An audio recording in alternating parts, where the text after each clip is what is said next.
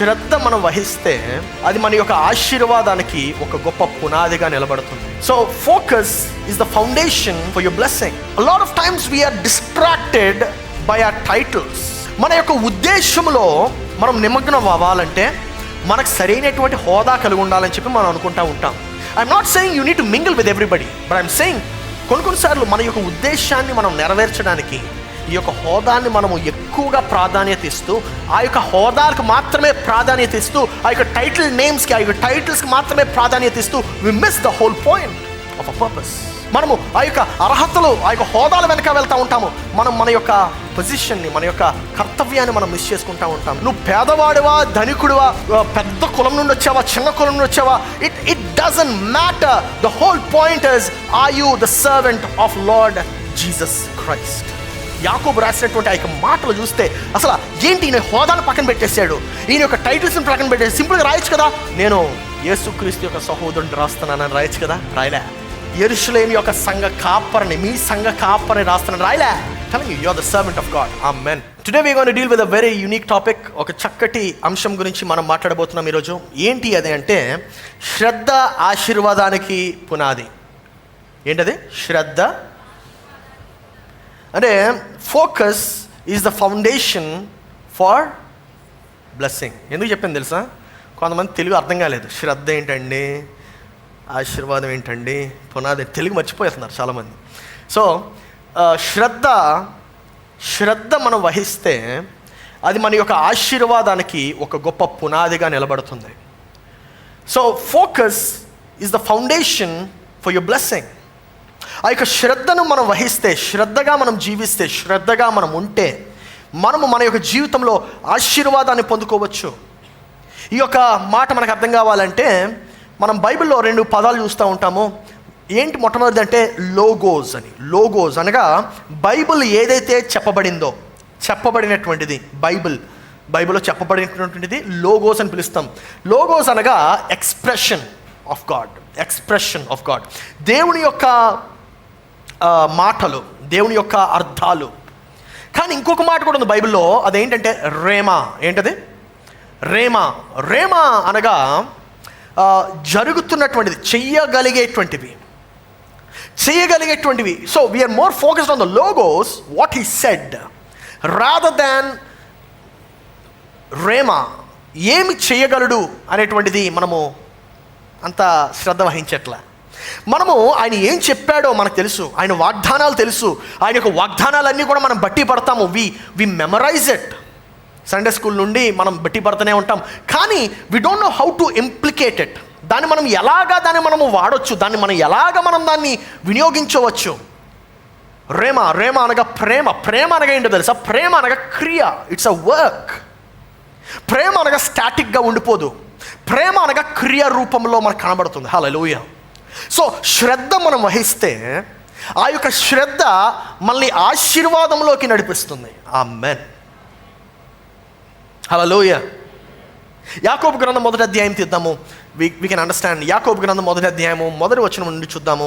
ఇలా రాయబడి ఉంటుంది, దేవుని యొక్క ప్రభువైన యేసు క్రీస్తు యొక్కయు దాసుడినైన యాకోబు అన్య దేశముల యందు చెదిరిన 12 గోత్రముల వారికి శుభమని చెప్పు వ్రాయునది. ఇక్కడ మనం ఒకసారి let's take a pause over here.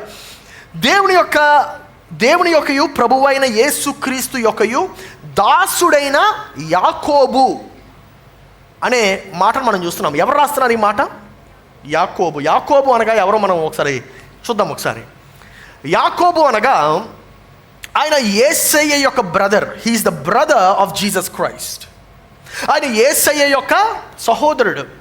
ఇంకొక మాట కూడా చూస్తే ఆయన యేసయ్య యొక్క సహోదరుడు మాత్రమే కాదు, he is also the senior pastor of the church of Jerusalem. యెరూషలేములో ఉండేటువంటి అసలైనటువంటి సంఘమును నడిపిస్తున్నటువంటి పాదిరి గారైన, పాస్టర్ గారైన, బిషప్ గారైన, ఆర్చ్ బిషప్ గారు, Pope. I understanding. He is that person. కానీ ఈయన ఎట్టి రీతిగా ఆయన ఇంట్రడ్యూస్ చేసుకుంటున్నాడు మనం ఒకసారి చూస్తే చాలా ఆశ్చర్యం కలిగింది నాకు. దేవుని యొక్కయు ప్రభువైన యేసు క్రీస్తు యొక్కయు దాసుడను అని పరిచయం చేస్తున్నాడు ఇక్కడ.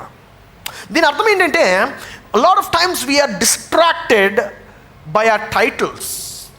మనము కలిగి ఉండేటువంటి టైటిల్స్, పొజిషన్స్ బట్టి మనము మన యొక్క పర్పస్ని డిస్ట్రాక్ట్ చేసేసుకుంటూ ఉంటున్నాము.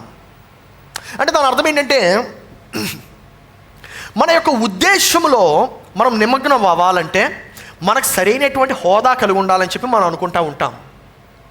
ఉదాహరణకి, నీవు మంచి సేవ చేయాలి, ప్రజాసేవ చేయాలంటే రాజకీయాల్లో ఉంటేనే చేయగలమని చెప్పి కొంతమంది అనుకుంటూ ఉంటారు.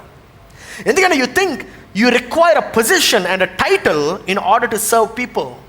బట్ ద పాయింట్ ఈస్, నువ్వు మనుషులు ఎలాగైనా సేవించవచ్చు, హోదా అవసరంలే. చాలామంది ఈ హోదా వెనకపడి వాళ్ళు అసలైనటువంటి ప్రజాసేవను విడిచిపెట్టి హోదాని వెంబడించేటువంటి క్రియలో పడుతున్నారు. That is the reason why కొంతమంది నాకు ఈ పొజిషన్ ఇస్తేనే వస్తానని చెప్పి కొన్ని ఆఫీసెస్లో చెప్తా ఉంటారు. I want the manager position. ఎందుకు ఇప్పటివరకు నేను అసోసియేట్ మేనేజర్గా ఉన్నాను, లేకపోతే అసిస్టెంట్ మేనేజర్గా ఉన్నాను, నాకు మేనేజర్ పొజిషన్ ఇస్తేనే నేను వస్తాను. శాలరీ ఎంత అండి అంటే 20,000. అదే శాలరీ ఏమో 20,000, పొజిషన్ ఏమో మేనేజర్ అంటున్నారు. అసలు కుదరట్లేదు. నాకు అవసరం లేదండి, శాలరీతో పని లేదు, పొజిషన్ ఇంపార్టెంట్. చేసే పనులు ఏంటండి? చేసే పనులండి ఏమి లేదండి, అన్నీ. ఏం చేస్తారు? అన్నీ అండి. Brother, you're talking about a manager, but the purpose and the role says something different. చాలాసార్లు ఏమవుతుందంటే, ఈ యొక్క మనం రకరకాల టైటిల్స్తోని, మనము రకరకాల నేమ్ ట్యాగ్స్తో మనము కుదించేసుకుంటూ ఉంటాం. ఉదాహరణకి, సాధారణంగా క్రైస్తవులంగా మనము అయితే మనం కాంగ్రెస్కి సపోర్టర్గా ఉంటాము, లేదంటే బీజేపీకి అగెన్స్ట్గా ఉంటాం. అంతే. Either your anti BJP or for Congress. ఆహో. లేకపోతే ఇంకా మోడర్న్ డే క్రిస్టియానిటీలో మనం కులం చూస్తాం. కొన్ని సంఘాలు కులాలు బట్టే ఉంటాయి. పలానా కులం అయితే ఈ సంఘానికి వెళ్ళాలండి, పలానా కులం అయితే ఈ సంఘానికి వెళ్ళాలి, ఆ సంఘానికి వెళ్ళాలి. లేకపోతే we restrict ourselves according to our education. ఆ చదువు ఉంటే మాట్లాడతాం, లేకపోతే లేదు. I'm not saying you need to mingle with everybody, but I'm saying కొన్నిసార్లు మన యొక్క ఉద్దేశాన్ని మనం నెరవేర్చడానికి ఈ యొక్క హోదాన్ని మనము ఎక్కువగా ప్రాధాన్యత ఇస్తూ, ఆ యొక్క హోదాలకు మాత్రమే ప్రాధాన్యత ఇస్తూ, ఆ యొక్క టైటిల్ నేమ్స్కి, ఆ యొక్క టైటిల్స్కి మాత్రమే ప్రాధాన్యత ఇస్తూ we miss the whole point of a purpose. నా ప్రియ సంగమా, టుడే అందుకే మీరు చూస్తూ ఉంటే ఒక్కొక్కసారి నేను జస్ట్ సింపుల్గా ఎర్నెస్ట్ మొహంతి అని మాత్రమే వేసుకుంటాను. ఎందుకంటే నాకు తెలిసిన వాళ్ళు చాలామంది ఉన్నారు. బిషప్ ఉన్నారు, ఒక బిషప్, ఆయనకు సంఘం కూడా ఉండదు, but he is a bishop. The point is, we go after titles, we miss the purpose. మనము ఆ యొక్క అర్హతలు, ఆ యొక్క హోదాల వెనక వెళ్తూ ఉంటాము. మనం మన యొక్క పొజిషన్ని, మన యొక్క కర్తవ్యాన్ని మనం మిస్ చేసుకుంటూ ఉంటాం. ఇంకా కొంచెం క్లోజ్గా చెప్పనా? షల్ ఐ గో డీపా? చెప్పనా? అయితే మనము ప్రో సతీష్ కుమార్ గారికి ఉంటాము, లేదంటే యాంటీ సతీష్ కుమార్ గారికి ఉంటాం.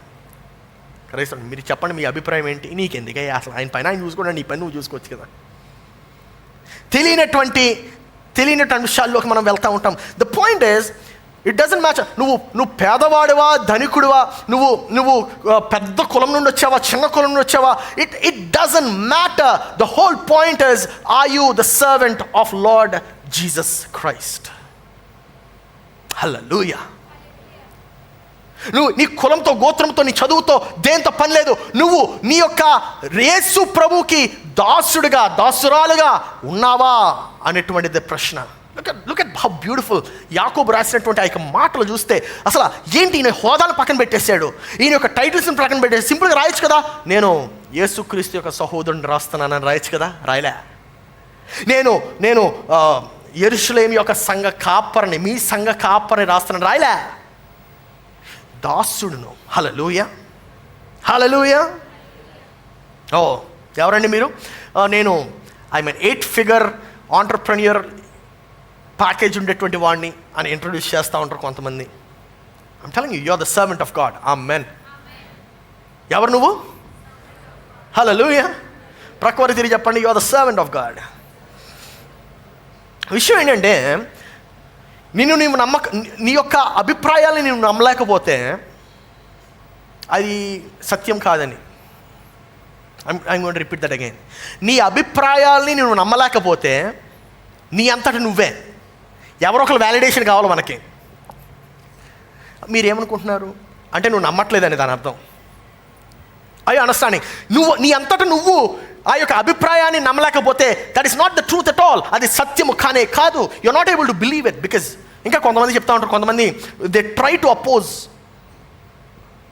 ఎందుకు తెలుసా అపోజింగ్ ఫోర్సెస్ని మనము ఆపేయాలనుకుంటాము? ఎందుకంటే వీరు నమ్మేది సత్యం కాదేమో అని ఎక్కడో అనుమానం ఉంది. అందుకే అపోజింగ్ ఫోర్సెస్ని ఆపేస్తూ ఉంటారు. హలో నా ప్రియ సంగమా, ఈ ఉదయకాలమున I want tell you something. Truth is never afraid of lies. సత్యము ఎప్పుడు కూడా అబద్ధాలను చూసి భయపడదు. సత్యం నిలకడగా ఉంటుంది. హల్లెలూయా. సత్యం స్థిరంగా ఉంటుంది. ఆమెన్ చెప్పట్లేదండి. ప్రతి వారం బోర్డు పెడతానండి, పురుషులందరూ కూడా స్పందించండి అని. ఓకే. సో ఒకవేళ ఎవరైనా విభేదిస్తున్నారు, లేకపోతే గట్టిగా మాట్లాడుతున్నారంటే they are afraid that they might lose. Amen. So alright, let's go to the point. యాకోబు గ్రంథము 1వ అధ్యాయం 1వ వచనం. అన్య దేశముల యందు చెదరి ఉన్న 12 గోత్రముల వారికి. ఎందుకు 12 గోత్రాలు చెదిరిపోయాయి? ఇశ్రాయేల్ 12 గోత్రాలు అన్నమాట. 12 గోత్రాలు చెదిరిపోయాయి అంటే 12 కుటుంబాలను వచ్చేటువంటి ప్రతి క్లాన్ చెదిరిపోయి. ఎందుకు చెదిరిపోయాయి అంటే ఎందుకో తెలుసా? వారు యేసుక్రీస్తునందు విశ్వసించారు కనుక. అంటే ఎలా ఉందో ఆలోచించండి ఒకసారి. వాళ్ళ యొక్క ట్రయల్స్, వారి యొక్క శోధనలు, వారి యొక్క వేదనలు ఎలా ఉన్నాయో ఆలోచించండి. ఆ దేశాన్ని విడిచి వెళ్ళిపోయారు వీళ్ళు. They left the country. అది నిజమైన శోధన అంటే. మనం అనుకుంటాం, పాస్టర్ గారు ఆఫీసులో నన్ను చాలా వెటకారం చేస్తున్నారండి నన్ను. ఎందుకు అంటే హల్లెలూయా అని పిలుస్తున్నారండి నన్ను. వీళ్ళతో కంపేర్ చేస్తే అదేమీ కాదు. ఆమేన్. ఇంకా కొంతమంది, పాస్టర్ గారు నన్ను చాలా దెర్ ఆర్ మెనీ పీపుల్, నన్నే చాలామంది అడుగుతారు. నన్నైతే చాలామంది ఈ వారం ఎంతమందిని మార్చారు అని అడుగుతారు. మారుస్తూనే ఉంటానండి. ఒకరోజు మిమ్మల్ని కూడా మారుస్తానని చెప్పాను. హల్లెలూయా.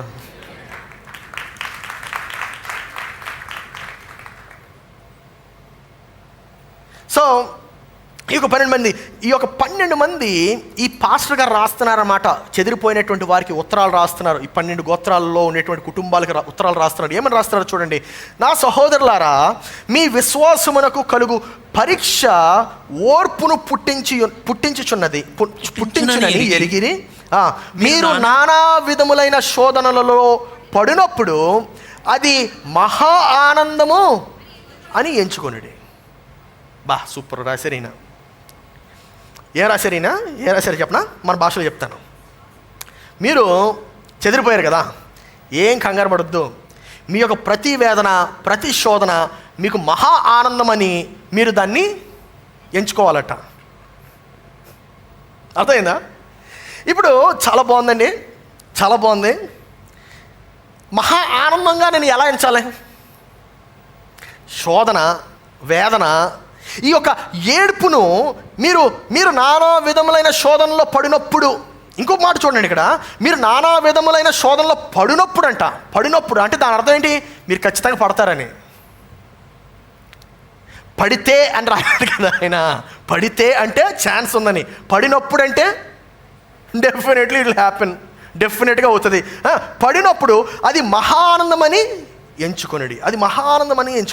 ఇప్పుడు ఉదాహరణకి మొన్న సిస్టర్ దివ్య వారి ఇంట్లో థ్యాంక్స్ గివింగ్ ప్రేయర్ మీటింగ్ మిమ్మల్ని అందరిని ఆహ్వానించాను, కానీ కొంతమంది రాలేదు కదా.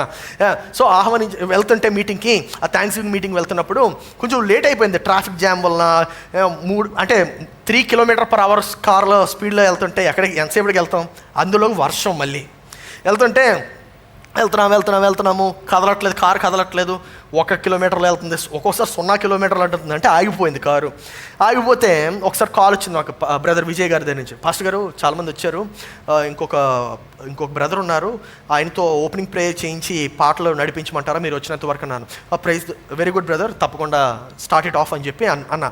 అంటే అన్న తర్వాత నేను ఆలోచిస్తున్నాను, ఇప్పుడు 2 ఆప్షన్లు ఉన్నాయి నాకు. అయ్యో లేట్ అయిపోయాను, నా కోసం అక్కడ మనుషులు వెయిట్ చేస్తున్నారు, ఒక బాధ.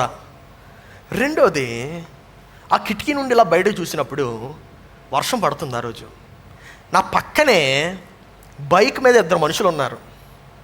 ఆ 2 మనుషులు వర్షంలో తడుస్తున్నారు. అప్పుడు నేను ఏమనుకున్నాను తెలుసా, దేవా నువ్వు నాకు ఈ కారు ఇచ్చినందుకు వందనాలయ్యా. The point is the angle that you see. నువ్వు చూసేటువంటి కోణము ఏ కోణమై ఉంది. నేను అదే సమయంలో బాధపడుతూ అయ్యో నేను టైంకి చేరలేకపోతున్నానని చెప్పి నేను బాధలో ఉండొచ్చు. లేదు అంటే దేవుడు నాకు అనుగ్రహించినటువంటి సౌకర్యాలు బట్టి, దేవుడు నాకు ఆ యొక్క కష్ట సమయంలో కూడా నేను ఎంత సౌకర్యంగా ఉన్నానో చూసి దాన్ని బట్టి నేను ఆనందించవచ్చు. హల్లెలూయా. సో ఇప్పుడు నేనేం చెప్తున్నానంటే, నీ యొక్క ఫ్రస్ట్రేషన్ ఎప్పుడు వస్తుంది, నీకు ఎప్పుడు ఫ్రస్ట్రేషన్ వస్తుంది అంటే నువ్వు ఎంతసేపు నీ బట్టి చూస్తే వస్తుంది. అయ్యో నేను వెళ్ళలేకపోతున్నాను, ఏంటి ఇలాగైపోయింది, నాకు ఎప్పుడు ఎంతే, నేను ఏం చేద్దాం అనుకుంటున్నా. మీరు చాలామంది నవ్వుతున్నారంటే ఈ డైలాగ్ వేసారు. ఎప్పుడు నాకు ఇలాగే అవుతుంది, నాకేందుకు ఇలాగ అవుతుంది.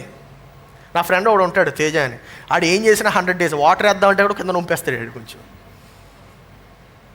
So what I'm trying to say is, నీవు నీ మీద ఎప్పుడైతే ఆ యొక్క దృష్టిని కేంద్రీకరిస్తావో ఫ్రస్ట్రేషన్లో రిజల్ట్ అవుతుంది. కానీ అదే దృష్టిని దేవుని పైన కేంద్రీకరించినప్పుడు నీ యొక్క ఆశీర్వాదాలు కనబడతాయి. హల్లెలూయా.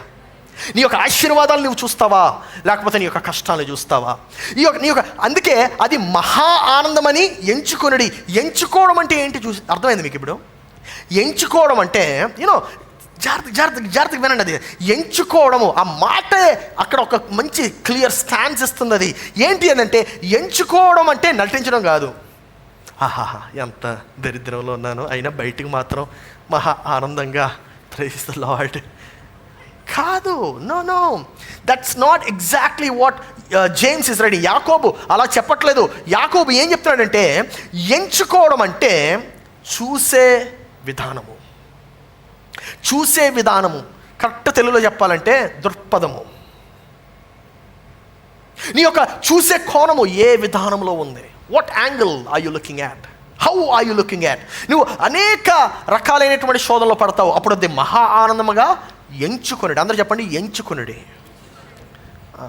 కానీ ఎలా ఎంచుకోవాలి ఇప్పుడు అనేది ప్రశ్న. ఆల్రైట్, మహా ఆనందంగా ఎంచుకోమని చెప్పారు, బాగుందండి.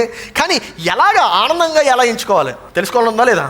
Alright, let's go ahead with this. So కొంతమంది అనారోగ్యంతో ఉంటారు, కొంతమంది యాక్సిడెంట్లో గురవుతారు, కొంతమంది అప్పుల్లో కూరుకుపోయి ఉంటారు, కొంతమంది ఉద్యోగాలు కోల్పోయి ఉంటాయి, కొంతమందికి వారి యొక్క ప్రియమైనటువంటి వారిని వారు కోల్పోయి ఉంటారు. మరి దాంట్లో ఆనందాన్ని ఎలా ఎంచుకోవాలి? ఎంచుకోవడం అంటే చూసే విధానము లేదా గ్రహింపు. అందరూ చెప్పండి, గ్రహింపు. ఇట్స్ రియలైజేషన్, పర్స్పెక్టివ్ కరెక్ట్గా చెప్పాలంటే. సో ఈ యొక్క దృక్కోణము లేకపోతే చూసే విధానము ఏంటంటే, నువ్వు కలిగి ఉండేవన్నిటినీ చూడటము, లేదంటే నువ్వు కలిగి ఉండే దానిని అర్థం చేసుకోవడం. అందరూ చెప్పండి, కలిగి ఉండే దానిని. ఈ యొక్క చూడండి, ఆ మాట చదవండి. నా సహోదరులారా, మీ విశ్వాసమునకు కలుగు పరీక్ష అందుకు మీ విశ్వాసమునకు కలుగు పరీక్ష అంటే, పరీక్ష ఏం చేస్తుంది? ఓర్పు అంటే కొంతమందికి మళ్ళీ ఇంగ్లీష్ మీడియం వాళ్ళకి తెలియదు కదా. పేషెన్స్. మీ విశ్వాసమునకు కలుగు పరీక్ష ఓర్పును పుట్టిస్తుందంట. హల్లెలూయా. ఏం పుట్టిస్తుందండి? ఓర్పును పుట్టిస్తుంది. సో మీరు నానా విధములైన శోధనల్లో పడినప్పుడు అది మహా ఆనందమని ఎంచుకొనుడి. హల్లెలూయా, హల్లెలూయా. సో నువ్వు ఎప్పుడైతే సరైనటువంటి గ్రహింపు నీవు కలిగి ఉంటావో అప్పుడు నీకు సరైనటువంటి అర్థము నీకు కలుగుతుంది. ఆమెన్. అంటే గ్రహింపు లేకుండా అర్థం రాదు. అర్థమవుతుంది ఇప్పుడు? సో నీకు ఒకటి అర్థం అవ్వాలంటే నువ్వు ఆ మార్గంలో వెళ్తేనే అర్థమవుద్ది. ఆ మార్గంలో కాకుండా నీ ఇష్టం వచ్చిన మార్గంలో వెళ్ళిపోతే అర్థం కాదు. So you need have the right perception in order for you to have the right understanding. Right? అర్థమైందండి? అర్థమైందా? ఒకసారి అర్థమైతే ఒకసారి ఆమె నేను చెప్పండి. ఎందుకంటే ఇది కొంచెం సబ్జెక్ట్ మ్యాటర్ నేర్పిస్తే కానీ వెళ్ళదు. దాని తర్వాత నేను I'm going to teach about it. I'm going to make you understand. So నాకు సరైనటువంటి గ్రహింపు లేకుండా సరైనటువంటి అర్థం రాదంటే దాని అర్థము రైట్. నేను లాస్ట్ వీక్ చెప్పాను, గుర్తుందా మీకు? నేను 9th టేబుల్ నేర్చేసుకున్నానని. చిన్నప్పుడు 9th టేబుల్ నేర్చేసుకున్నాను, కానీ అది ఎక్కడ వాడాలో తెలియదు. ఇప్పటికి కూడా తెలియట్లేదు అనుకోండి, అది వేరే విషయం. సో 9th టేబుల్ నేర్చుకున్నాను 2nd క్లాస్లో. మా అక్కేమో 4th క్లాస్లో నేర్చుకుంటుంది. నేను పక్కన కూర్చొని నేర్చుకున్నాను. ఓహో 9th టేబుల్ అంటే ఇదా అని చెప్పి అక్కడ నేర్చేసుకున్నాను, కానీ అది ఎక్కడ వాడాలో అర్థం కాలేదు. అలాగే మనకి దేవుని యొక్క వాక్యం తెలుసు, కానీ దాన్ని మనం ఎక్కడ వాడాలి, ఏం వాడాలో తెలియకపోతే ఇట్స్ ఆఫ్ నో యూజ్. నాకు 9th టేబుల్ ఎలాగైతే నో యూజ్గా ఉందో అలాగే it is also of no use. So ఇక్కడ ఏమని చెప్తున్నాడంటే ఓర్పు అనగా నిరంతరము స్థిరంగా ఉండే సహనము. ఓర్పును పుట్టించడం అంటే నిరంతరము స్థిరంగా ఉండే. అర్థమైందండి ఇప్పుడు? That is what is called ఓర్పు. అంటే మీరు ఓర్పు అంటే 5 నిమిషాలు వేచి ఉండి, అమ్మో పాస్టర్ గారు చాలా ఓర్పుగా ఉన్నానండి, పోనీ 10 నిమిషాలు వేచి ఉండి, లేదంటే 1 నిమిషం, 1 రోజు, లేదంటే 1 వారం. హలో, దట్ ఈజ్ నాట్ ఓర్పు. ఓర్పు అంటే చూడండి, నిరంతరము స్థిరంగా ఉండే సహనము. చెప్పండి, that's what is patience. Patience అంటే అంతే. సో ఏ కష్టం వచ్చినా, ఎంతసేపు అయినా నేను స్థిరంగా ఉంటాను. హల్లెలూయా. ఏ కష్టం వచ్చినా, ఎంత ఇబ్బంది వచ్చినా, ఎరికో గోడ వచ్చి పడిపోయినా నేను స్థిరంగా ఉంటాను. సో ఇక్కడ ఏం నేర్పిస్తున్నానంటే, దేవుడు ఈ యొక్క ట్రయల్ని, ఈ యొక్క శోధనని ఎందుకు వాడుతున్నాడు అంటే నిన్ను భవిష్యత్తుకు స్థిరపరచడానికి, సిద్ధపరచడానికి, నీ యొక్క భవిష్యత్తుకు నిన్ను సిద్ధపరచడానికి దేవుడు ఈ యొక్క ట్రయల్ని వాడుతున్నాడు. ఉదాహరణకి ఈ యొక్క ట్రయల్స్లో ఉన్నప్పుడు మనకి ఎలా ఉంటుందంటే, ఒక్కోసారి నేను మా ఆవిడ అప్పుడు ఇంటర్న్షిప్ చేసాం లాంకో హిల్స్లో. ఓకే, మా ఎంబీఏ అప్పుడు 2012లో we were doing an internship అనమాట లాంకో హిల్స్లో. చేస్తే అక్కడ మాకు ఒక సీనియర్ హెచ్ఆర్, చాలా ఇంపార్టెంట్ వ్యక్తి అనమాట ఆయన కంపెనీలో. ఆయన మాకు ఫైల్స్ అన్నీ ఎత్తండి, ఇక్కడ పెట్టండి, ఈ ఎక్సెల్ షీట్లు ఇది తయారు చేయండి అని చెప్పి ఏవో నానా రకాల పనులు ఇచ్చాడు ఆయన. అన్నీ కష్టపడి చేసేసాం, టగడగడని చేసేసాం, బాగుంది అనుకున్నాం. కానీ మా ఇంటర్న్షిప్ కొంతకాలమే ఉంటుంది కదా, దాని తర్వాత అయిపోయింది. మళ్ళీ మేము క్లాసెస్కి వెళ్ళిపోతున్నప్పుడు బైక్ మీద వెళ్తున్నాను. క్లాస్కి వెళ్తున్నప్పుడు ఈ ఆలోచన వచ్చింది నాకు, అరే ఆయన సంగతి ఏమై ఉంటుంది ఇప్పుడు మేము లేము అక్కడ. ఆ ఫైల్స్ అన్నీ ఎవరు సర్దుతారు, ఆ ఎక్సెల్ షీట్స్ అన్నీ ఎవరు తయారు చేస్తారు, ఆ పివట్స్ అన్నీ వేసి, ఆ ఫార్ములాస్ అన్నీ వేసి ఆయనకి ఇవన్నీ ఎవరిస్తారు అని చెప్పి ఆలోచించాను. కరెక్టా? దాని అర్థం ఏంటో తెలుసా? ఇంటర్న్షిప్లో ఆయన నాకు అప్పగిస్తున్నటువంటి పని ఏంటంటే, ఆయన కొరకు నేను పనిచేస్తున్నప్పటికీ ఆయన నాకు ఎందుకు పని అప్పు చెప్తున్నాడో తెలుసా? ఆ యొక్క ఇబ్బందుల్లో ఎందుకు పెడుతున్నాడో తెలుసా? తెలియనటువంటి ఎందుకు నేర్పిస్తున్నాడో తెలుసా? నన్ను రేపు ప్రొద్దుట ఆయన స్థానంలో కూర్చోబెట్టడానికి సిద్ధపరుస్తున్నాడు. హల్లెలూయా. కానీ మనం ఏమనుకుంటున్నాం, ఈయనకి పని పాటు లేదు, నాకే చెప్తాడు అంతాను దిక్కుమల్లాడు, ఇంకెవడో దొరకలేదు ఈయనకి. No, the point is he's getting you ready. Amen. ప్రక్కలు తిరిగి తట్టి చెప్పండి, గెట్ రెడీ అని చెప్పండి. చాలా ఇక్కడ సౌండ్ బాగా వచ్చింది, గట్టి కొట్టారు. Very good. హల్లెలూయా. ఎందుకు నేను ఆ యొక్క శోధనని ఆనందంగా ఎందుకు గ్రహించాలి? నేను ఆనందంగా ఎందుకు ఎంచుకోవాలంటే ఆ యొక్క శోధన నాకు ఓర్పును ఇస్తుంది. హల్లెలూయా. ఓర్పునిస్తుందంటే ఏ ఇబ్బంది వచ్చినా, ఎట్టి రకమైనటువంటి ఇబ్బందుల్లో నేను ఉన్నా సరే, రేపు ప్రొద్దుట అది నాకు సమాధానంగా మార్చివేయబడుతుంది. హల్లెలూయా. నువ్వు ఈ యొక్క టెరిబుల్ థింగ్ నుండి ఎందుకు వెళ్తున్నావు? ఎందుకంటే ఆ టెరిబుల్ థింగ్ని జయించగలగాలి. ఆమేన్. అర్థమైంది మీకు? You need to conquer that terrible thing. Hallelujah. కానీ మనం అనుకుంటున్నావు, దేవా శోధన వచ్చిందయ్యా, నన్ను తప్పించే దేవుడు ఇప్పుడే పెట్టాను రా, నిన్ను ఒక్క రోజు కూడా అవ్వలేదు, అప్పుడే మొదలు పెట్టావు, తప్పించే, తీసే. షడ్రక్ మేషక్ అబేద్నెగో వివరించాను మీకు. ఏంటి అగ్నిగుణంలో చెప్పారా? వాళ్ళు కనీసం ప్రయత్నించారా బయటికి వెళ్ళడానికి? పడే అన్నారు. అదేదో రిసార్ట్లో తిరుగుతున్నారట అగ్నిగుణంలో. హల్లెలూయా. మనం మేనేజర్ ఆఫీస్ రూమ్ పిలవగానే ఫస్ట్ షర్ట్ బయటకు వచ్చేస్తూ ఉంటుంది. దేవా మేనేజర్ పిలిచాడు, ఎందుకు పిలిచాడు తెలియదు, అసలుగా మూర్ఖుడు, పనికి మళ్ళాడు, దరిద్రుడు, ఏం జరుగుతాడో తెలియదు నాకు, నువ్వు నాతో ఉండు. దేవుడు నీకు ఆ యొక్క శ్రమలోని, ఆ యొక్క ఇబ్బందులో పెట్టేదే నీకు నేర్పించడానికి, నిన్ను సిద్ధపరచడానికి. Hallelujah. Why do you want to get out of it? ఏమన్నా మనం పైకి వెళ్ళాలంటే కిందకి రావాల్సిందే. అర్థం కాలేదా? విత్తనాన్ని మనం భూమిలో నాటకుండా వృక్షం వస్తుందా పైకి?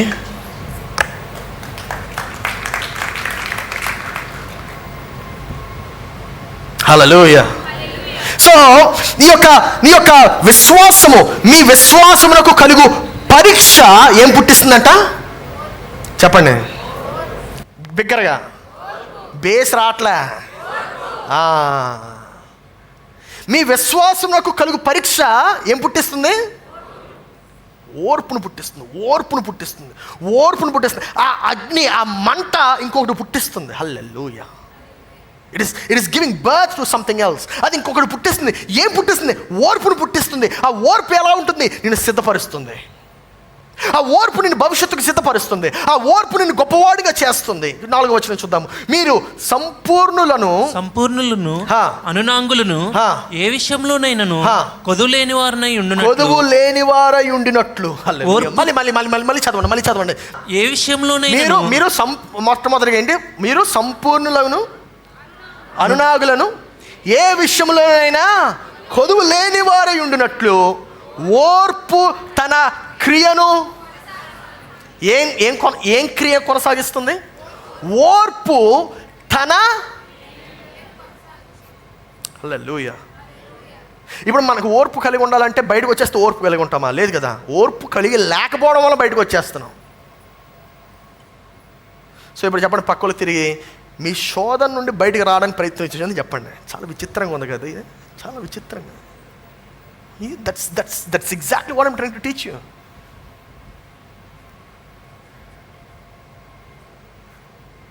పరిశోధన చేయబడాలి కదండి. మీకు ఇంకా అర్థం కాలేదా?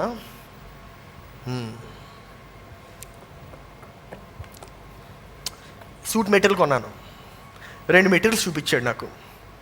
ఇది మీటరు 1000 రూపాయలు అన్నాడు. ఇంకో మెటీరియల్ చూపించాడు, అది మీటరు 200 అన్నాడు. ఏంటండి డిఫరెన్స్ అన్నాను. ఏం లేదండి, మీరు ఉతికిన తర్వాత మీరు ఎక్సెల్ తీసుకుంటే లార్జ్ అయిపోద్ది, లార్జ్ తీసుకుంటే స్మాల్ అయిపోద్ది అన్నాడు. ఏది? 200ది. మరి 1000 రూపాయలది అంటే మీరు 100 సార్లు ఉతికినా సరే ఎక్సెల్ XXL అవ్వదు, ఎక్సెల్ లార్జ్ అవ్వదు. అర్థం కాలేదు కదా ఇంకా. ఓర్పు అనగా ఏదైతే ఏ పరీక్ష నుండి వెళ్ళినా తట్టుకోగలిగి స్థిరంగా ఉంటుందో అదే నాణ్యమైనటువంటిది. హల్లెలూయా. దేవుడు నిన్ను ప్రతి పరీక్ష నుండి ఎందుకు తీసుకువెళ్తున్నాడు? ఆ యొక్క పరీక్ష నుండి, ఆ యొక్క ఇబ్బంది నుండి ఎందుకు తీసుకువెళ్తున్నాడు? నిన్ను నాణ్యమైనటువంటి వ్యక్తిగా తయారు చేయడానికి. హల్లెలూయా. నిన్ను ఆ యొక్క భవిష్యత్తుకు తయారు చేయడానికి, నిన్ను ఆ యొక్క భవిష్యత్తులో ప్లేస్ చేయడానికి. The point is you can't see the future now. ఆ భవిష్యత్తు నీకు ఇప్పుడు కనబడదు, కానీ ఆ భవిష్యత్తు వస్తుందా రాదా? చెప్పండి. మరి ఆ భవిష్యత్తు కొరకు నేను సిద్ధపరుస్తున్నప్పుడు అంటే నువ్వు ఆ యొక్క పరీక్షలో నుండి వెళ్ళకపోతే ఆ యొక్క భవిష్యత్తు నీకు రాదు. వచ్చినా ఫెయిల్ అవుతావు. God doesn't want you to fail. Amen. దేవుడు నువ్వు విఫలం అవ్వాలని చెప్పి ఇష్టపడడు. మరి ఏం కావాలి? దేవుడికి ఏం చెప్పాలి? దేవుడు అంటున్నాడు, ఇప్పుడే నేను తీసుకొచ్చాను, అప్పుడే నువ్వు బయటపడొద్దు అంటున్నాడు. 5వ వచనం చూద్దాం. మీలో ఎవరికైనాను జ్ఞానము కొదువుగా ఉన్న ఎడల అతడు దేవుణ్ణి అడగవలెను, అప్పుడు అతనికి అనుగ్రహింపబడును. ఆయన ఎవరిని గద్దింపక అందరికీ ధారాళముగా దయచేయవాడు. ఎవరిని గద్దింపడంట, అందరినీ సమానంగా చూస్తాడు. హల్లెలూయా. ప్రక్కవారు తిరిగి చెప్పండి, మీకు నిరీక్షణ ఉందని చెప్పండి, బుద్ధి లేకపోతే.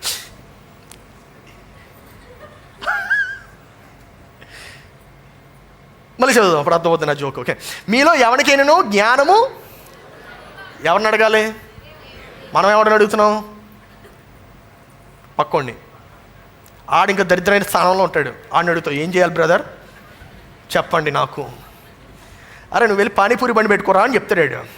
ఎందుకు? ఆ రోజు వెళ్ళి పానీపూరి దగ్గరే కూర్చుంటాడు. అన్న మీకు ఎంత వస్తుందన్న రోజుకని అడుగుతాడు. నీకు ఆ పానీపూరి సలహాలు ఇస్తాడు. ఒక పాస్టర్ గారు, ఆయనతో లంచ్ చేస్తున్నాను నేను. ఆయనతో పెద్ద ఆయన చాలా పెద్ద ఆయన. లంచ్ చేస్తుంటే ఆయన, బ్రదర్ ఫస్ట్ నేను చేసినటువంటి పని ఏంటో తెలుసా బ్రదర్ అన్నాడు. ఆయన, చెప్పండి బ్రదర్, ఎలా అంటే మినిస్ట్రీని ఎలా డెవలప్ చేసుకోవాలి ఏంటి అని చెప్పి మాట్లాడుకుంటుంటే ఆయన అన్నాడు, బ్రదర్ నేను ఫస్ట్ చేసినట్టు పని ఏంటో తెలుసు బ్రదర్ అన్నాడు. ఏంటి బ్రదర్ అంటే, ఈ నూడిల్స్ బ్యాచ్ని పక్కకు తీసేసాను అన్నాడు.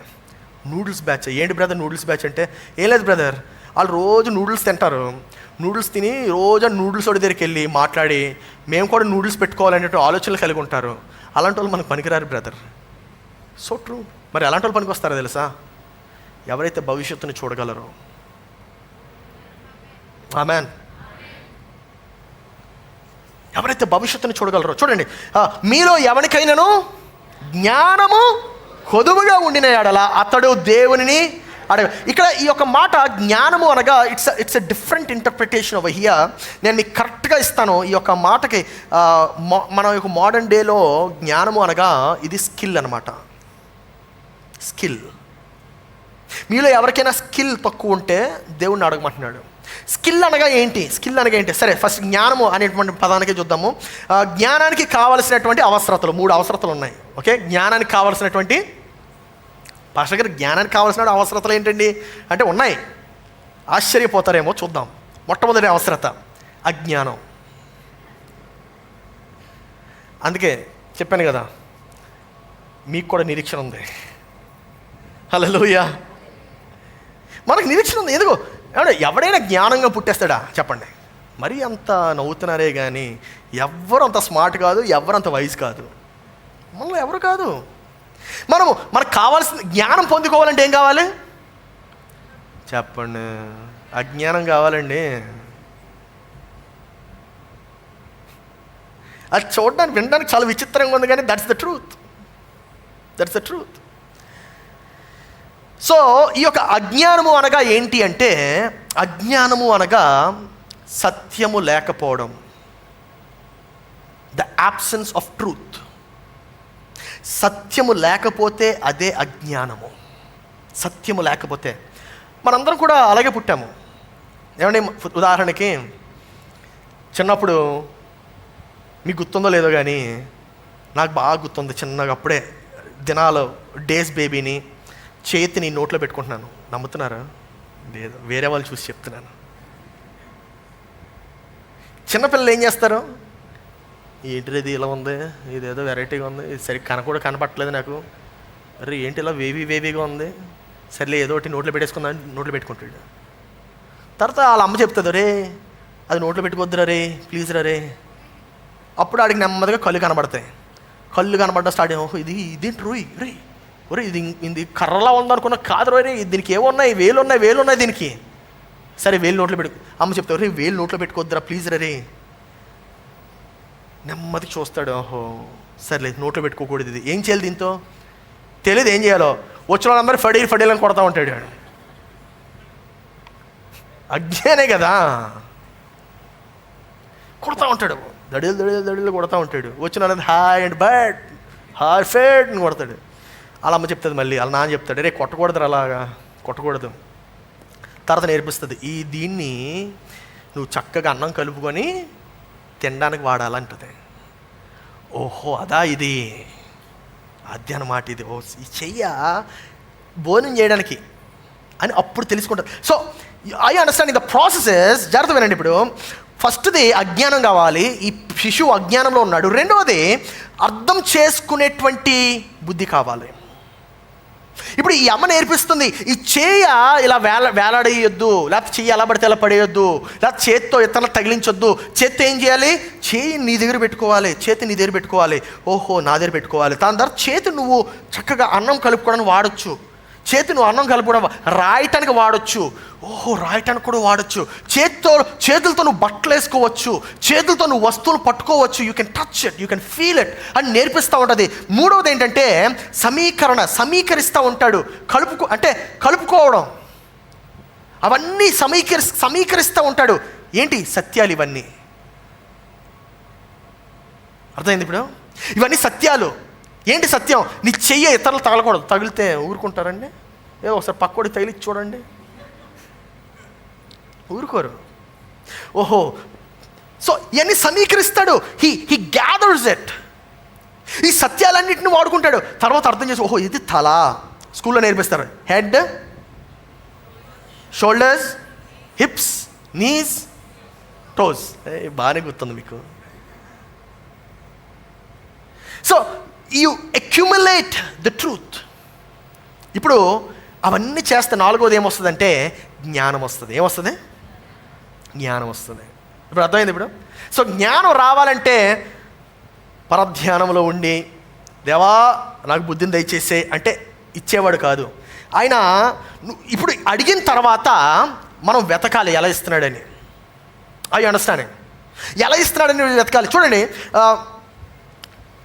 మీలో ఎవరికైనాను, చదవండి 5వ వచనం, మీలో ఎవరికైనాను జ్ఞానము కొదువుగా ఉండిన ఎడల అతడు దేవుని అడగవలెను.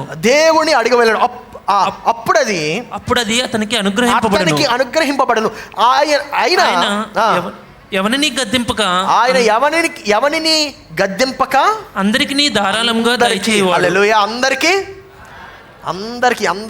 ఇస్తాడు. దాని అర్థం ఏంటో తెలుసా? బుద్ధి లేకుండా జీవించడం అనేటువంటిది లేనే లేదు ప్రపంచంలో. ఆమెన్. అర్థమైందా? సో నాకు తెలియదు అని చెప్పడానికి అవకాశం లేదు.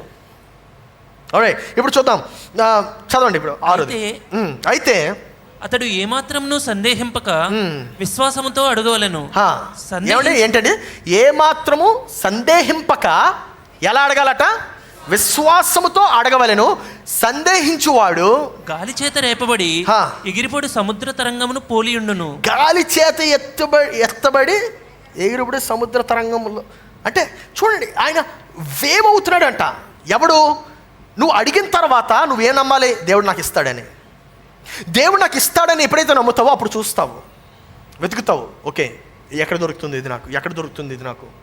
ఇప్పుడు ఎవడు వెతకడు? నమ్మకం లేనటువంటి వాడు. అడగడం ఎందుకు? నమ్మకం లేకుండా అడగడం ఎందుకు? అడిగితే నమ్మాలి కదా. ఇప్పుడు చూడండి, అట్టి మనుషుడు ద్విమనస్కుడై తన సమస్త మార్గముల యందు అస్థిరుడు. ఎట్టివాడు? ఇంకా చూద్దాం, ఇంకా చదవండి.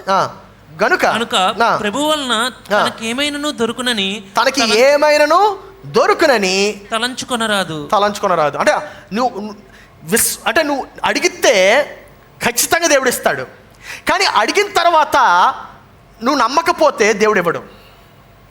అర్థమవుతుందా? ఇది చూడండి, అదే మాట్లాడు. అట్టి మనుషుడు ద్విమనస్కుడై తన సమస్త మార్గముల యందు అస్థిరుడు. అంటే ఎక్కడ కూడా స్థిరత్వం ఉండదు. ప్రతి చోట అస్థిరత్వంతోనే ఉంటాడు. ఈ యొక్క ద్విమనస్కుడు అంటే డబుల్ మైండెడ్ పర్సన్. రెండు ఆలోచనలు ఉంటాయి. వీడికి ఏమీ రాదంట.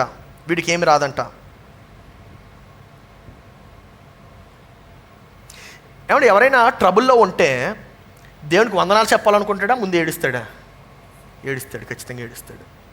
కానీ ఇక్కడ ఏమని రాస్తున్నాడు యాకోబు? అయ్యా కష్టాల్లో ఉంటే హల్లెలూయా చెప్పంటున్నాడు. ఆమేన్. ఎందుకు? You are getting ready for the future. Amen. అదే కదా ఇంతవరకు నేర్పించాను. ఆల్రైట్, సో ఇప్పుడు నుండి నేను జాగ్రత్త నేర్పిస్తాను. What ever we have read, ఇప్పటి వరకు మనం ఏదైతే చదివామో దాన్ని నేర్పిస్తాను. జాగ్రత్త వినండి. సో ద్విమనస్తత్వము అనగా రెండు మనస్తత్వాలు అనగా ఏంటో తెలుసా? మనము ఏ ఆలోచన పైన కూడా స్థిరంగా లేమని, మనం ఏ ఆలోచన పైన కూడా స్థిరంగా లేమని. ఇందాక మంచి ఐడియా వచ్చింది నాకు. మనకి ఈ యొక్క దృష్టిని కేంద్రీకరించడము, లేకపోతే ద్విమనస్సు లేకుండా ఒకదానిపైనే కేంద్రీకరించడం అంటే ఏంటి? కెమెరా వాడారు ఎప్పుడైనా మీరు? కెమెరా అందరూ వాడి ఉంటారు కదా, ఫోన్స్. మీ ఫోన్లో మీరు కెమెరా ఆన్ చేసిన తర్వాత ఒక దాని మీద ఇలాగ ట్యాప్ చేస్తే ఏమవుతుంది? స్క్రీన్ మీద ఆ ప్రాంతాన్ని కెమెరా ఫోకస్ చేస్తుంది, అవునా? ఓకే, నా అంశం పేరేంటి? మెసేజ్ అంశం పేరు ఇప్పుడు చెప్పాలి. ఇంగ్లీష్ వద్దు, తెలుగు. శ్రద్ధ ఆశీర్వాదానికి పునాది. ఇంగ్లీష్లో చెప్దాం ఇప్పుడు. Focus is the foundation for favour. Okay, right. ఇప్పుడు ఆ కెమెరాని మనం ఆన్ చేసిన తర్వాత మనం ఎక్కడైతే ఫోకస్ చేద్దాం అనుకుంటున్నాం అక్కడ మనం ట్యాప్ చేస్తాం. అప్పుడు ఏమవుద్ది? తక్కిన చోటంతా బ్లర్ అయిపోద్ది. అర్థమైంది ఇప్పుడు? శ్రద్ధ వహించడం అంటే ఏంటో అర్థమైంది ఇప్పుడు? శ్రద్ధ వహించడం అంటే వేరే విషయాలు ఉండవని కాదు. శ్రద్ధ వహించడం అంటే నీకు అనవసరమైనటువంటి విషయాలు అక్కడ ఉండవని కాదు. ఉంటాయి, ఖచ్చితంగా ఉంటాయి. ఉదాహరణకి నీకు స్వస్థత కావాలంటే నువ్వు నీ యొక్క దృష్టి దేనిపైన కేంద్రీకరించాలి? స్వస్థత పైన. కానీ నువ్వు దేనిపైన కేంద్రీకరిస్తున్నావు? నొప్పి పైన. నువ్వు నొప్పి పైన కేంద్రీకరించినంత కాలము నీకు స్వస్థత కలగదు. Are you learning something today? This is what I want to teach you. కొంతమంది అనుకుంటున్నారు, పాస్టర్ గారు ఎలాగండి ఈ మాట ఎవరు అడుగుతారు తెలుసా? ఎలా కేంద్రీకరించాలని ఎక్కువ సిస్టర్స్. ఎందుకో తెలుసా? బ్రదర్స్కి దేవుడు న్యాచురల్గా ఒక టాలెంట్ ఇచ్చాడు. వాళ్ళు దేని మీద కేంద్రీకరించాలో దాని మీదే కేంద్రీకరిస్తారు. ఒకసారి దేని మీద కేంద్రీకరించరు. అది ఎలా అవుతుందంటే అది మాకు తెలియదండి, మాకు ఒక వరం ఇచ్చాడు దేవుడు. We can concentrate on only one thing. అందుకే నా భార్య ఒక్కొక్కసారి నేను హాల్లో కూర్చొని ఊరికే ఇలా కూర్చొని ఉంటా. ఏం ఆలోచిస్తున్నావు అంటది. ఏమి లేదే అంట. ఏమీ లేదా? లేదు, ఏదో ఆలోచిస్తున్నావు చెప్పు అంటది. ఏమి లేదే బాబు, ఏం ఆలోచించట్లేదు, నేనేం ఆలోచిస్తున్నాను. అలా ఎలా ఉంటారు? ఏం ఆలోచించకుండా ఎలా ఉంటారు? It's possible. బ్రదర్స్ అందరూ ఒకసారి సాక్ష్యం చెప్పాలి. ఆమె నేను బిగ్గరగా, అవునా కదా? శూన్యంలో చూస్తా కూర్చుంటా హ్యాపీగా. ఏం ఆలోచన? ఏమి లేదు, ఊరికినే. మీకు విషయం చెప్పిన, పడుకున్నప్పుడు కూడా నేను కొంచెం నవ్వుతూ పడుకుంటాను. ఎందుకు నవ్వుతున్నావు అంటది. ఎందుకు నవ్వుతున్నాను ఏంటి? ఊరికినే పడుకుంటున్నాను, నాకు తెలియదు నేను నవ్వుతున్నానని. నాకు తెలియదు, లిటర్ నాకు తెలీదు. ఆమె చెప్తున్నంత వరకు నాకు తెలియదు నేను నవ్వుతూ పడుకుంటున్నానని. కానీ అమ్మాయిలకు విషయం వచ్చేసరికి కొంచెం కష్టం అండి మీకు, కొంచెం నిజంగానే. ఎందుకో తెలుసా? ఒక దాని మీద మీరు కేంద్రీకరించలేరు. ఒక్క దాని గురించి ఆలోచించాలంటే అలా అమ్మమ్మ వస్తుంది, తాత వస్తాడు, మునిమనవడు వస్తాడు, ఎప్పుడో పుట్టినటువంటి ఆ జమీందారు రాజు వస్తాడు, మధ్యలో ఈ ఉద్యోగం వస్తుంది, కారు వస్తుంది, బైక్ వస్తుంది. ఏంట్రా బాబు ఇదంతా? I know it's difficult but it's not impossible. Amen. అసాధ్యం కాదు. హల్లెలూయా. కొంచెం కష్టం కానీ ట్రై చేయొచ్చు. ఆమెన్. అదే చెప్తున్నాడు. మీరు మీరు మీరు దీనిని ఎంచుకొనుడి అనే మాటకి ఇప్పుడు అర్థమైంది. ఇప్పుడు ఎలాగా? మహా ఆనందమని ఎంచుకొనుడి అంటే అక్కడ నానా రకాలైనటువంటి విషయాలు ఉంటాయి, అక్కడ నానా చెత్త ఉంటుంది. కానీ ఆ చెత్త అంతట్లో నువ్వు ఆ బంగారాన్ని మాత్రమే చూడాలంటున్నాడు. Hallelujah. That's exactly what James is saying. యాకోబు అదే అంటున్నాడు. నీకు అక్కడ కష్టాలు వస్తాయి, కానీ ఆ కష్టాలు వస్తున్నప్పుడు నీవు నీ యొక్క గురిని, నీ యొక్క గమ్యాన్ని చూడు. అప్పుడు నీకు మహా ఆనందము కలుగుతుంది. ఆమేన్. ఈ ఉదయకాలం నేను మిమ్మల్ని ఒక ప్రశ్న అడగాలనుకుంటున్నాను.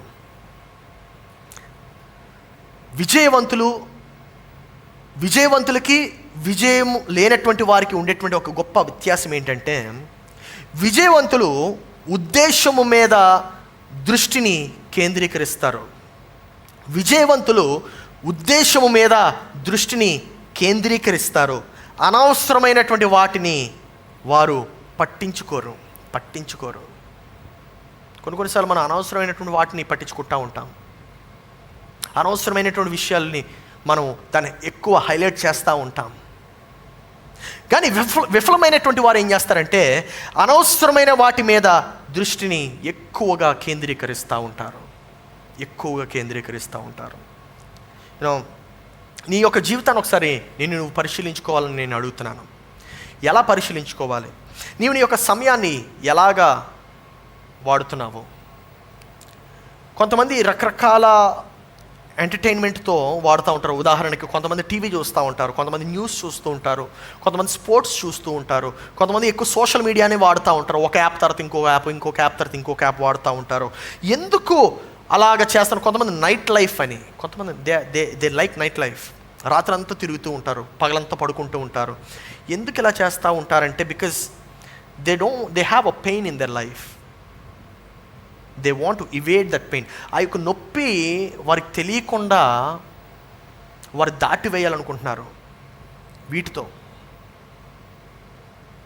వారి జీవితంలో ఏ నొప్పి ఉందో నాకు తెలీదు, కానీ ఆ యొక్క నొప్పిని వారికి తెలియకుండా వారు దాటివేయాలనుకుంటున్నారు. ఇట్ ఈస్ లైక్ అనెస్థీషియా తెలుసా మీకు?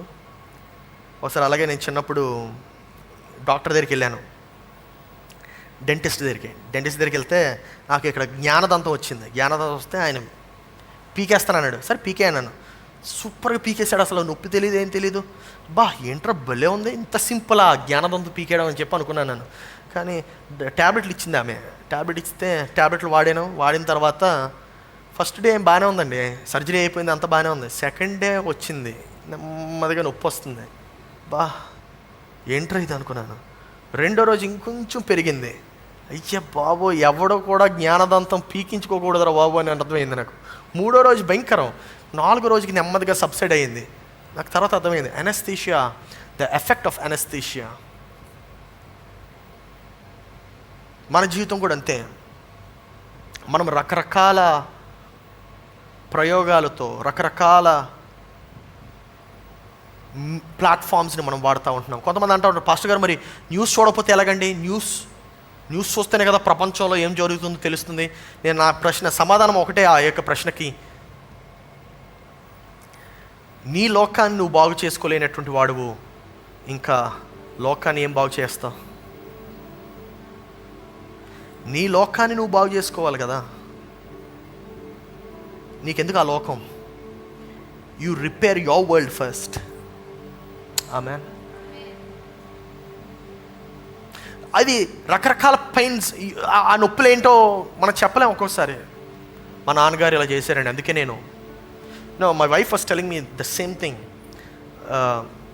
మీరు కలిగినటువంటి ఆ యొక్క బాధలు, ఆ యొక్క ఇబ్బందుల నుండి మీరు ఇలా మారారంటే అసలు నిజంగా నమ్మేటట్టే లేదు మీ జీవితం అన్నది. ఎందుకు అంటే you can easily turn the other way round. ఇంకొకలాగా అయిపోవచ్చు కదా. అవ్వలేదు. ఎందుకంటే నా గమ్యం పైన నేను కేంద్రీకరించాను. నా గమ్యం పైన నా యొక్క దృష్టిని కేంద్రీకరించాను. ఈరోజు నీ యొక్క గమ్యం పైన నీ యొక్క దృష్టిని కేంద్రీకరిస్తున్నావా? అప్పుడు నీవు పడుతున్నటువంటి కష్టాలు అవి కష్టాలే కాదు, హల్లెలూయా, అవి నీ యొక్క జీవితంలో నీకు ఏర్పడేటువంటి నూతన మార్గాలు. ఆమేన్. నూతన మార్గాలు. It's a new way, it's a new creation. కొంతమంది అంటూ ఉంటారు, పాస్టర్ గారు నాకు ఈ వ్యక్తి అంటే చాలా ఇష్టం, ఈ అబ్బాయి అంటే చాలా ఇష్టం. టైం తీసుకో. రేపు September 1 వస్తుంది. నీ ఉద్యోగం ఊడిపోయింది, డబ్బులు లేవని చెప్పు. డబ్బులు పంపిస్తాడేమో చూడు. పంపుడు పారిపోతాడు. Every trial will set some or the other truth out. Amen. ప్రతి శోధన ఏదో ఒక నిజాన్ని, ఏదో ఒక సత్యాన్ని బయట పెడతా ఉంటుంది. నువ్వు అనుకోవచ్చు, పాస్టర్ గారు ఎలాగా 100% కాన్సన్ట్రేట్ చేయాలంటే ఎలాగా? అవ్వదు. I know that. I cannot also concentrate 100%. కానీ మీకు విషయం తెలుసా, నేను 80% ఆఫ్ ద టైమ్ 100% కాన్సన్ట్రేట్ చేస్తాను. Especially when I had nothing. ఒకప్పుడు నాకు ఏం లేదు, నాకు పడుకోవడానికి మంచం కూడా లేదు. I use to sleep on mattress. ఒక పరుపు మీద, నేల మీద పడుకునేవాడిని.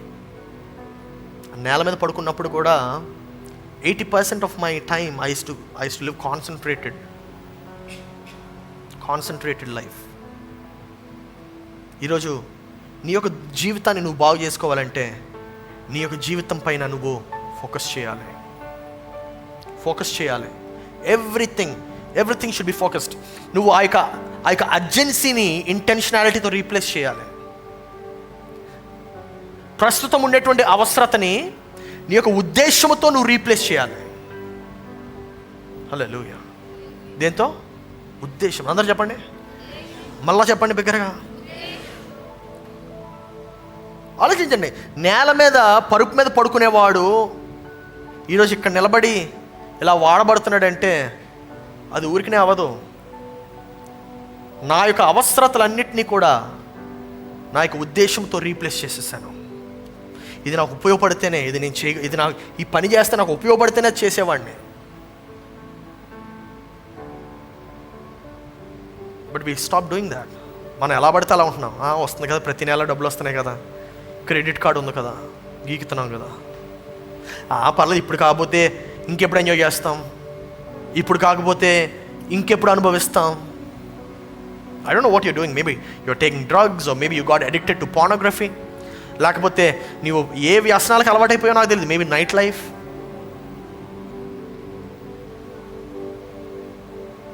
నువ్వు నీ యొక్క దృష్టిని దేనిపైన కేంద్రీకరించాలని చెప్పి అనుకుంటున్నావో అది నువ్వు ముందుగానే నిర్ణయం తీసుకోవాలి. You need to predetermine what you want to focus on. Single మైండ్తో ఉండాలి. Single mind. అందరూ చెప్పండి, సింగిల్ మైండ్.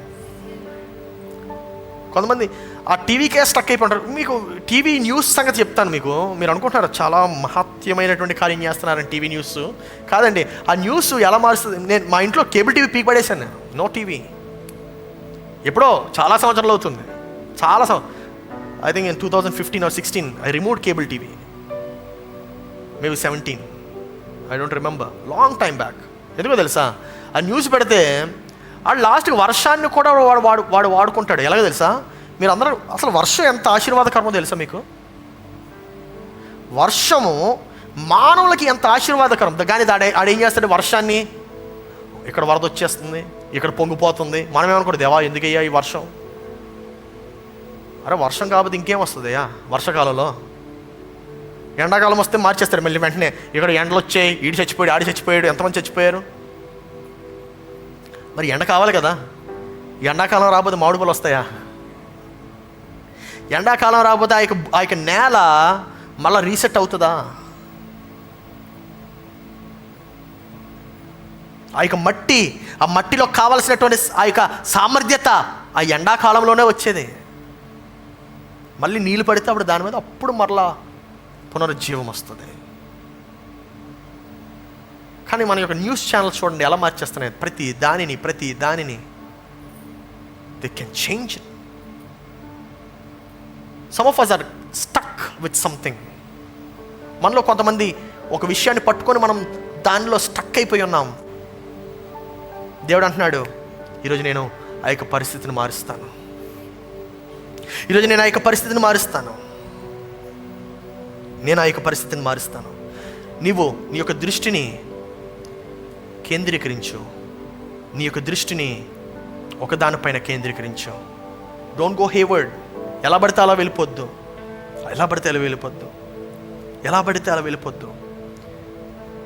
అందుకే కదా ఇందా మనం పాడాం, నీ ఆజ్ఞ లేనిదే ఏదైనా జరుగునా, నీ కంచె దాటగా శత్రువుకు సాధ్యమా.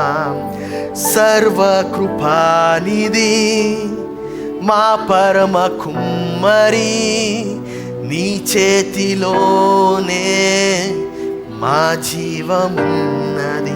మా దేవా, నీ ఆలోచనలన్నీ ఎంతో గొప్పవి, మా ఊహకు మించిన కార్యములెన్నో జరిగించుచున్నవి. మా దేవా, నీ ఆలోచనలన్నీ ఎంతో కార్యములన్నీ జరిగించుచున్నా. చూడండి ఆ మాట చూడండి. దేవా, నీ ఆలోచనలు నా ఆలోచనల కన్నా ఎంత గొప్పవి. దేవా, ఈ యొక్క శ్రమలు నువ్వు ఇచ్చావు కదా, ఈ శ్రమలను నేను అనుకుంటున్నాను ఆ వర్షాన్ని ఎలాగైతే ఆ యొక్క న్యూస్ ఛానల్ వర్షాన్ని చెడుగా మార్చేసిందో, శ్రమలని ఈ యొక్క లోకం మనకి చెడుగా మార్చేసింది. దేవుడు అంటున్నాడు, శ్రమలు వస్తాయని బాధపడద్దు. హల్లెలూయా. ఎప్పుడో తప్పిపోయింది కదా నీ యొక్క వివాహము, ఆ యొక్క తప్పిపోయిన వివాహం గురించి నువ్వు బాధపడద్దు. దేవుడు అంటున్నాడు, నూతన మార్గంలో నేను నీ జీవితంలో ఏర్పరుస్తానంటున్నాడు.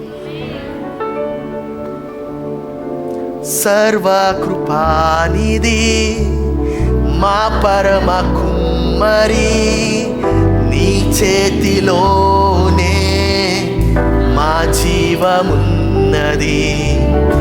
సర్వకృపానిధి మా పరమ కుమ్మరి, నీ చేతిలోనే మా జీవమున్నది.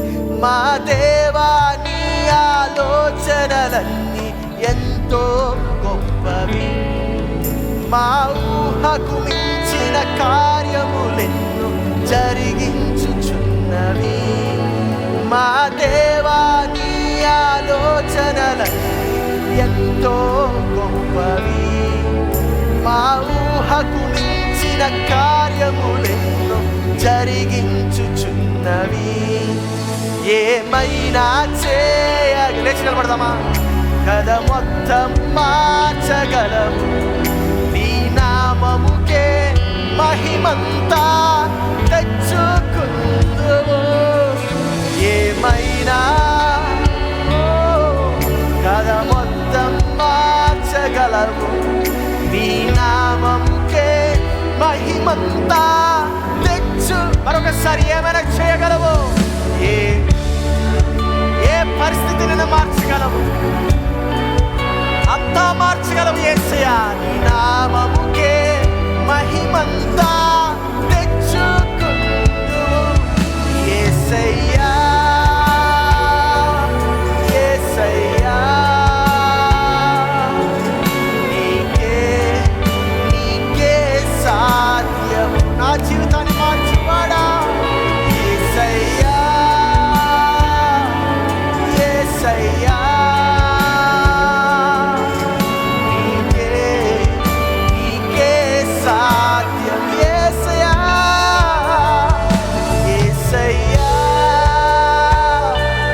యేసయ్యా, నీకే సాధ్యం. యేసయ్యా, యేసయ్యా, యేసయ్యా, నీకే సాధ్యం. నీ ఆజ్ఞ లేనిదే ఏదైనా జరుగునా? నీ కంచె దాటగా శత్రువుకు సాధ్యమా? నీ ఆజ్ఞ లేని అంటే కష్టం నీ జీవితంలో వస్తుందంటే ఆయన అనుగ్రహిస్తేనే ఆ యొక్క కష్టం వచ్చేది. కానీ ఆ యొక్క ఇబ్బందిని పట్టుకొని కూర్చోవద్దు, ఆ యొక్క భవిష్యత్తులో అడుగుపెట్టు. మా దేవా, నీ ఆలోచన ఎంతే చాలు, అపవాది తలచిన కీడులన్నీ మేలైపోవును. మా దేవా, నీవే మా తోడుంటే అంతే చాలు, అపవాది తలచిన కీడులన్నీ మేలైపోవు. ఏమైనా చేయగలవు, కథ మొత్తం మార్చగలవు, నీ నామముకే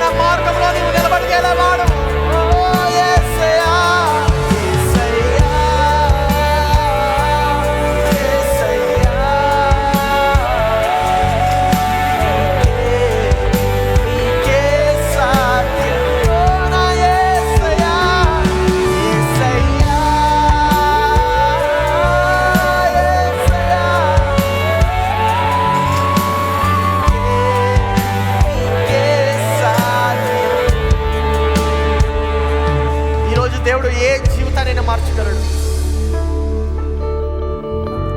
విత్తనము నాటితే నిలబడినటువంటి సారా యొక్క జీవితాన్ని మార్చాడు.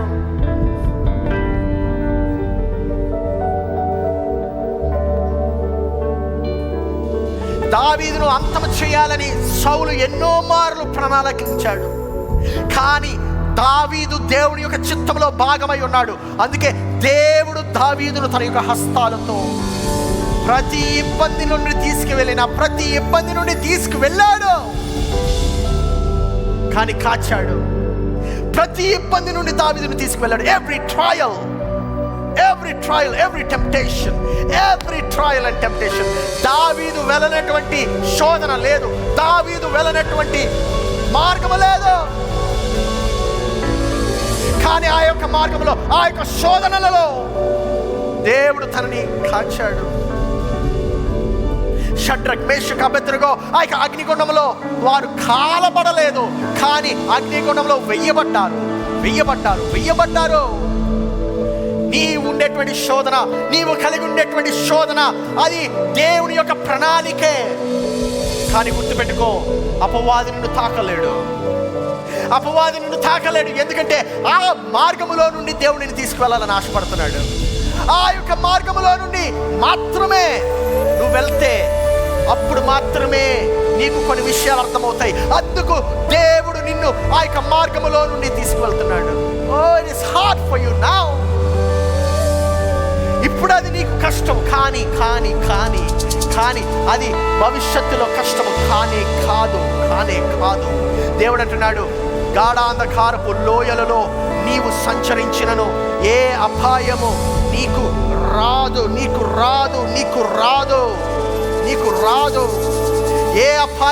రాదు. ఏ అపాయము నీకు రాదు. యేసయ్యా